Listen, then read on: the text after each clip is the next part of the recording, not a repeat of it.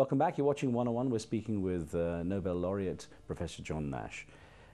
You got to MIT, the Massachusetts Institute of Technology, in 1951, and that's where you met a physics student, Alicia, who ended up becoming your wife. What was the attraction there? How did you? What drew you to each other? Of course, I was there some time before I met her. There was. I arrived in 1951. I met her. Well, around near to 1955, I guess. You were married in 57. What was the mutual attraction? I mean, she obviously had the same kind of scientific mind, or at least something that might relate to yours. Well, yeah, that related to her being in MIT. There weren't too many women in MIT. Now, it was a couple of years later, in 1959, when your mental disturbances, as you say, onset. Only a little later, unfortunately. And then it was then you actually were first committed to the mental hospital to get treatment as well.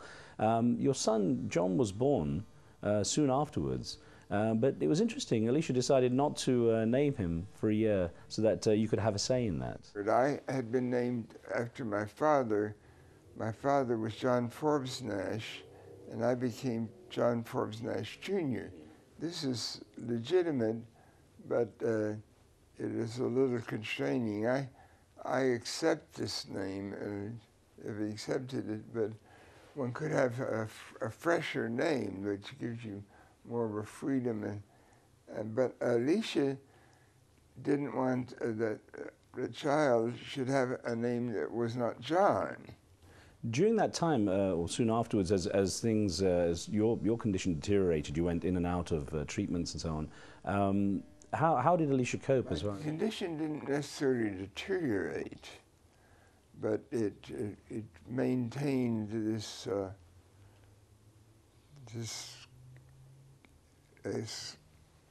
being a condition. You could say it wasn't worse later than earlier.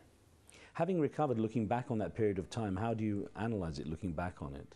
I have the feeling that there is not much understanding yet, in spite of what might be said. Of course, they're working. You could see that often one psychiatrist will criticize another. And from what I understand, your son John also started to have some mental disturbances too, or did he have some issues? Was that the case? Well, Johnny, the son of Alicia and me, has had many years, and he's taking medicine. It's not my idea, but he's taking a relatively lower dose, which might be reduced further. That can be, I think that's what he should be getting. He gets something, what I think of as cognitive therapy. This is one of the ideas about mental health processes. You can have cognitive therapy, something that simply stimulates you to think. The more the mind really works, and sort of like a computer, the more it tends towards rationality, maybe from recovery. So just playing chess games on the computer or other is cognitive therapy, and I've been encouraging that, and he is appreciating it in some other things like doing Sudoku puzzles. You had quite an interesting life in that you and Alicia divorced in 1963, and then sort of came together as friends again in 1970 or so. But it wasn't until 1994, you remained friends for like 30 years, and then you remarried again. When? Well, that was a little later than 94, 2001. If you have it on record, yes, it was later. Yes. Well, we were living together. I was living in the house, and I was, of course, the father of Johnny, and I had contributed to his education. And at times things went well, and at times he had the mental disturbance. So when things were going well, and he was working and studying here a few years, and he was able to complete the requirements for a PhD in mathematics, which was a high point. There was one interesting point, if I may refer to it, during your time with mental disturbances, where you actually went off to Europe. You were looking for asylum in Europe and to renounce your U.S. citizenship. What do you recall of that time? That was relatively early. Yes, and that was quite early. Yes, well, I developed this idea that I could be a refugee. Well, first I had the idea that I had enemies in the U.S., but I had some political reactions. I had the time that my thinking was partially madness and irrationality, but in some ways I might have enlightened perceptions at the same time. And actually, there's some belief that being at that level, that enlightened level, is also what helped your theorizing, your game theory ideas and so on, reach a level that perhaps wouldn't have gone that high if your condition hadn't been that way. Would you say that was the case? Well, I did my game theory work before any mental problems, and I didn't develop any ideas, particularly on game theory, while being mentally irrational. And it's a good area for rational thinking, in fact.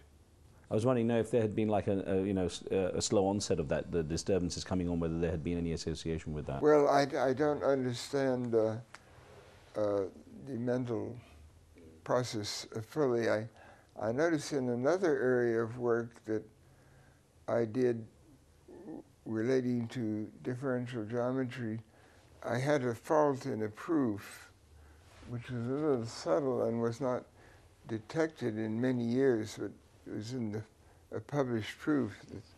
It's possibly symbolic of my mental state, which is a relatively short time before the first breakdown, and I think it does indicate that there was a lack of this sufficient cross-checking in thinking. When you look back on it, Professor, and the treatments you had and going in and out of hospitals, do you feel you had the right sort of care? Do you think, and you say a lot isn't understood about it, I mean, could it have been different? I don't think anyone has the right sort of care nowadays in mental hospitals or in psychiatry. With the drugs, for example, will be changing from year to year and have something that's considered better. Well, 1994, of course, was a highlight in your life, the Nobel Prize for Economics. When you went there to collect that, what went through your mind as you were receiving this prize? Well, I'm afraid I can't find one thing to be the simplified description of that. But in terms of, if that was, I mean, obviously a very visible defining moment in your life, what would you describe as other key moments in your life that really stuck with you? Well, I mean, obviously there are some good moments like that if one analyzes it, but I haven't thought in those terms. Let me ask you now, as you continue your work, you were one that was very quick to adopt technology. You were using emails in the late 80s when a lot of people hadn't really started utilizing the internet to that degree. Are you one who keeps up with technology in that way? Are you something of a technophile? I like to think of myself that way, but I think I'm falling behind comparatively in the later years. I may be getting a little slower since I'm past 80 in following up these things. Yes, but I was working with computers. It was sort of my big pastime. That was my cognitive therapy in the early days. Professor, if you look at personal or private things, something you'd like to achieve in your life, something that there's still outstanding for you, what would it be? Well, I very much like the idea of doing some good work at an advanced age after many years of not working. So if I could subtract out the years that I did not work, I'm not as old as 81 would seem to indicate. So 81 minus 25 would be 56. So that's not really past retirement age. What area would you focus on, sir? Well, I have the areas that I have worked on. To do something entirely different would not be smart. Professor Nash, how would you like to be remembered? What would you like your legacy to be? Oh, I really don't like to think in those terms. I like to think more in terms of being alive. When it's inevitable that you must die, and then after you die, you're remembered, and that sort of thing. I don't. It's not good to have a bad memory. I think it's sort of like maybe you could ask a good Hindu, how would you like to be remembered? And he would say, well, if I should be remembered as someone worthy of a higher grade reincarnation, rather than to be reincarnated as something of a lower character. Well, I wish you a higher reincarnation there, Professor. So thank you for your time.